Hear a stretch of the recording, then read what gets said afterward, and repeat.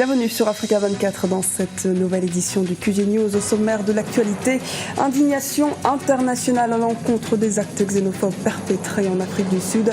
Le président Jacob Zuma devrait engager ce mercredi un dialogue sur les questions d'immigration dans le pays, en particulier dans le secteur des mines qui recrute des travailleurs étrangers depuis plus d'un siècle. Malabo priorise le secteur de l'éducation, une ambition traduite dans les objectifs du nouveau recteur de l'Université nationale de Guinée équatoriale. Le successeur de Carlo Nzé Nzuga aura la lourde tâche de moderniser l'institution. Sport enfin d'édition, le championnat d'Afrique senior de judo aura lieu à Libreville du 24 au 26 avril 2015. Près de 30 pays y prendront part. Nous verrons comment se prépare l'équipe nationale gabonaise. Mais avant de développer ces titres, recueil des proches des 116 victimes de l'avion d'Air Algérie tombé en juillet. Ils se sont recueillis sur le site du crash au nord du Mali. Ce mercredi, les représentants des familles assisteront à la pose de la première pierre d'une stèle à la mémoire des victimes. Ce monument funéraire est situé à 400 mètres à peine du cratère causé par le crash, inaccessible aux proches des victimes. De nombreux débris noirs semblables à des bouts de caoutchouc brûlés restent toutefois visibles. Afrique du Sud, l'armée intervient pour lutter contre les violences xénophobes. Le gouvernement sud-africain a en effet été abondamment accusé de n'avoir pas pris au sérieux ces violences pendant plusieurs jours. Les précisions d'Ibrahima Dioumaba. Le gouvernement sud-africain affiche sa volonté d'en finir avec les violences xénophobes qui secouent le pays. La police a déployé des renforts dans les zones les plus touchées par ces violences. Dimanche, le ministre d'État de la Sécurité et celui de l'Intérieur et de la Police ont animé une conférence de presse. Objectif : rassurer les ressortissants étrangers victimes de ces violences et réaffirmer l'engagement du gouvernement à y mettre un terme. Nous réitérons tout d'abord la condamnation du gouvernement sud-africain par rapport aux actes de classe ou d'agression violente dans les pillages qui ont été commis la semaine dernière au KwaZulu-Natal et récemment en Gauteng. Nous rassurons tout un chacun de tout notre engagement à assurer la coexistence pacifique entre les citoyens sud-africains et les ressortissants d'autres pays africains qui vivent en Afrique du Sud. Le président Jacob Zuma a condamné une violation des valeurs sud-africaines. Il a annulé samedi une visite d'État en Indonésie au 60e sommet des non-alignés pour rendre visite à des victimes logées dans des camps de déplacés. La police a procédé à l'interpellation de 307 suspects arrêtés pour violences xénophobes. Je pense que les ressortissants chinois ne devraient pas craindre pour leur vie. Tout ce que nous leur demandons de faire, c'est d'être vigilants, rester en alerte et qu'ils nous préviennent surtout de tout mouvement suspect autour de leurs entreprises et de leurs résidences. Ils doivent travailler en étroite collaboration avec les forces de police. Le gouvernement appelle la population à l'unité pour condamner ces violences. Pays d'environ 50 millions d'habitants, l'Afrique du Sud compterait environ 5 millions d'immigrés originaires pour la plupart d'Afrique australe, de la Corne de l'Afrique et de l'Inde.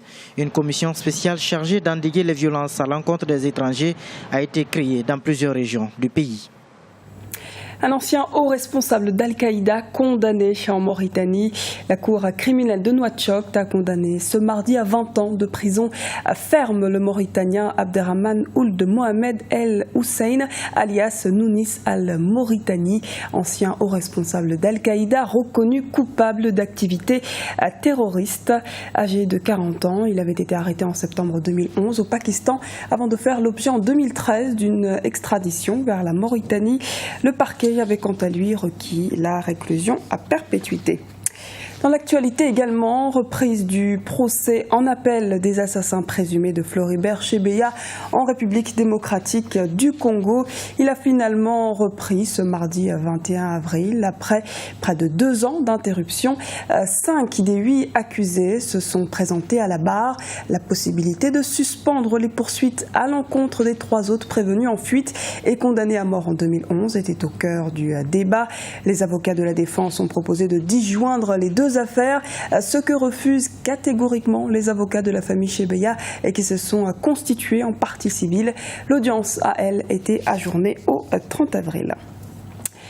Amélioration du système éducatif en Guinée équatoriale. Pour les autorités, le développement économique du pays passe par une éducation et une formation efficace des étudiants. Une ambition que devra mettre en place le nouveau recteur de l'Université nationale, Filiberto Ntutumu Nguema. Les précisions de Leopoldo Eneme Mbatsoué, notre correspondant en Guinée équatoriale. Fondée en 1995, l'Université de Guinée équatoriale veut se réformer pour répondre aux exigences de plus en plus grandes de l'enseignement supérieur. 20 ans après sa création, l'effectif de l'université s'est multiplié par 10. La gestion espagnole de l'époque est passée aux locaux et les besoins sont encore plus grands en termes de capacité d'accueil et d'enseignants. Il faut augmenter le nombre d'enseignants avec plus de salles de classe. Il faut aussi encourager financièrement les étudiants. Tous ces changements nous seront bénéfiques. Nous espérons que le nouveau recteur mettra en place des initiatives qui seront bénéfiques pour tous. lo vaya a hacer y vaya a tomar en cuenta todas las pequeñas cosas que no se ha podido hacer. L'Université nationale de Guinée équatoriale Lunge, qui compte plus de 5000 étudiants répartis dans ces 3 facultés, a subi plusieurs réformes. Elle s'est enrichie de nouvelles disciplines comme la biodiversité et multiplie les coopérations avec ses homologues étrangers. La capacité d'accueil du campus est limitée. Avec le développement de nouvelles filières, il devient particulièrement difficile d'accueillir les 1500 étudiants qui y entrent chaque année. Les perspectives d'insertion professionnelle sont aussi réduites. Maintenant que nous nous développons, nous devrons accompagner notre croissance par une base scientifique. Si notre développement n'a pas de base scientifique, il ne pourra pas être durable. On ne peut pas planifier un développement durable sans base scientifique.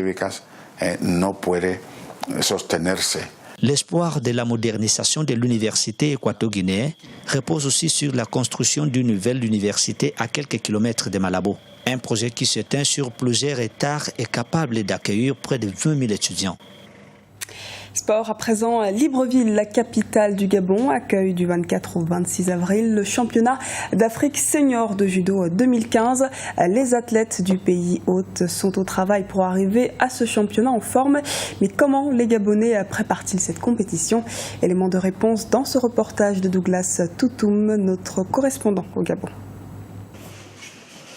Les judokas gabonais, qualifiés pour la 31e édition de la Coupe d'Afrique des Nations de judo senior, peaufinent les derniers réglages de leur préparation. À quelques jours du coup d'envoi de la compétition, l'heure est au décrassage après une mise au vert en Afrique du Nord. La préparation intense a fini vendredi dernier. Là maintenant on est sur des petits réglages et que le corps garde les sensations et les automatismes pour pouvoir faire au mieux ce week-end. Je pense qu'ils sont dans un bon état d'esprit, c'est à domicile, donc chacun veut briller au mieux sur ce championnat d'Afrique. Maintenant, je pense qu'ils ont donné, ils ont beaucoup donné, ils ont fait des efforts, bien travaillé, on espère que ça se passera bien. 30 pays, 250 judokas seront présents lors de cette compétition que le Gabon abrite pour la première fois. Bien aguerris, les 16 athlètes gabonais entendent tout donner pour remporter le tournoi. On a eu une très bonne préparation, nous étions à Tunis pour certains. Tout se passe très bien avec les autres. Inch'Allah, tout le monde sera sur le podium. Le championnat d'Afrique senior de judo se tiendra du 24 au 26 avril 2015 à Libreville. Les points seront comptabilisés à 50% pour la qualification olympique et seront comptabilisés à 100% pour la qualification au Master qui auront lieu au Maroc en mai prochain. Un dernier mot de sport avant de clore cette édition. Stéphane Keshi redevient sélectionneur de l'équipe nationale de football au Nigeria. Il a signé ce mardi un nouveau contrat de 2 ans. Rappelons que le contrat initial de 3 ans de Keshi, qui avait conduit le Nigeria à la victoire finale de la Coupe d'Afrique des Nations 2013, avait pris fin après le Mondial 2014. Le Nigeria avait en effet été éliminé en 8e de finale par la France. La non-qualification de l'équipe nationale à la CAN 2015 avait laissé planer le doute sur son avenir à la tête de la sélection.